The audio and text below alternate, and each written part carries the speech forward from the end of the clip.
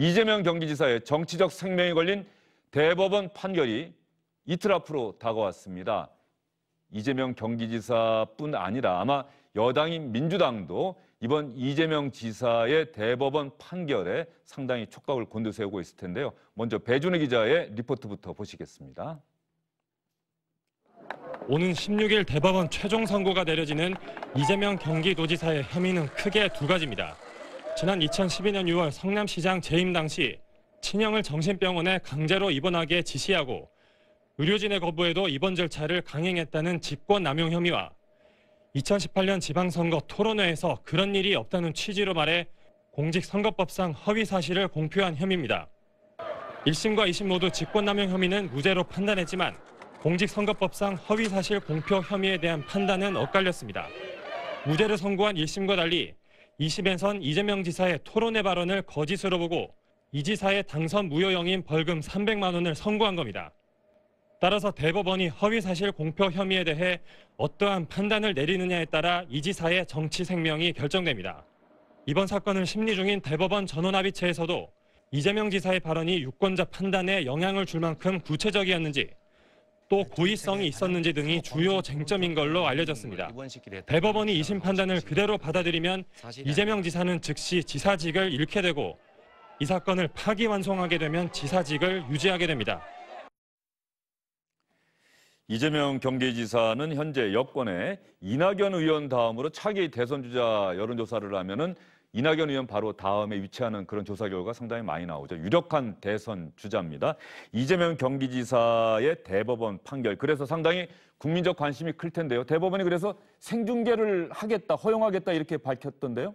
네, 그렇습니다. 주요 사건에 관해서는 전에 박근혜 전 대통령의 탄핵 관련 헌재라든가 대법원 역시 같은 기준으로 국민들의 관심사가 큰 사안에 대해서는 방송 중계와 자체 인터넷 생중계를 결정해서 허용을 하고 있습니다. 이번 사안에 대해서도 대법원은 유력 정치인에 관련된 굉장히 엄중한 사안이다 이렇게 판단을 해서 국민들에게 실시간으로 재판 상황을 알려주는 그런 선택을 한 것으로 보입니다. 예, 대법원이 어떤 판결을 내릴지 저희가 쉽게 예상하기는 어렵죠. 이걸 무죄 취지로 다시 돌려보낼지 아니면 유죄를 그대로 확정할지 이 부분은 저희가 예단하기가 상당히 어려운데 말이죠. 어떻게 전망하세요?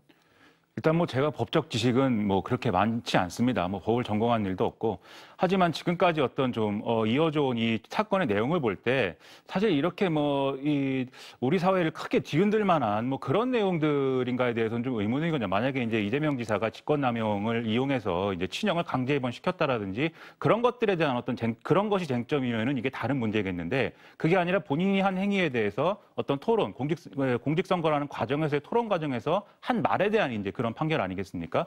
그래서 대법원의 판결을 이제 좀 예상하기는 쉽지 않지만 이게 어떤 판결이 나오더라도 우리 정치권에 끼치는 이제 어떤 근본적 차원에서는 그렇게 파장이 크지 않은 문제임에도 불구하고 이재명 지사가 어쨌든 굉장히 중요한 대권 주자이고 그리고 또 현직 경기도지사이기 때문에 그 조건에서 나오는 이제 정치적 파괴력이 좀 커져 있는 상황인 거죠.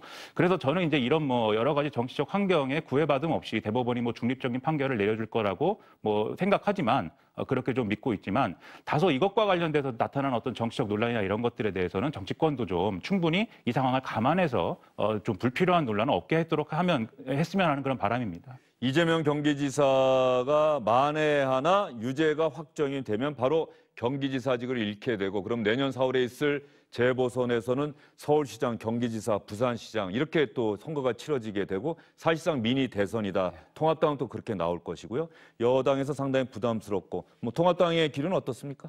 현재 통합당 입장에서는 예의주시해서 상황을 지켜보고 있습니다. 지금 서울시장에 관한 선거만 보더라도 부산시장에 이어서 대통령 선거를 채 1년 앞두고 치러지는 보궐선거이기 때문에 이 선거가 가지고 있는 굉장히 중요성을 잘 확인하고 있고요.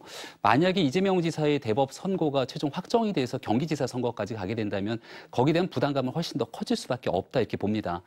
특히 이제 민주당 같은 경우는 부담이 조금 더 클 거라고 보는데요. 당원 당규에 따라서 더불어민주당은 관련된 보궐선거의 원인을 제공하게 됐을 경우에 여기에 대한 후보 공천을 하지 않기로 되어 있는데 지금 여기에 대한 정부적 판단까지 굉장히 복잡한 상황일 겁니다.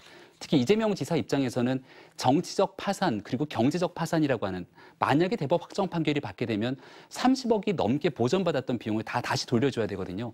그러니까 한 정치인의 인생의 운명이 다 달려있기 때문에 아마 대법원에서도 여러 가지 고심이 될 거라고 보는데요.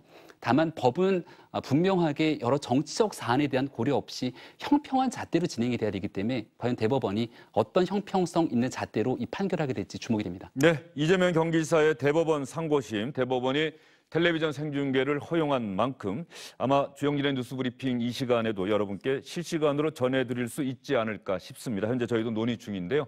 모레 오후 2시에 이재명 경기지사의 정치적 명운이 걸린 대법원 상고심 판결이 시작이 됩니다. 세 분간 여기서 인사드리겠습니다. 수고 많으셨습니다.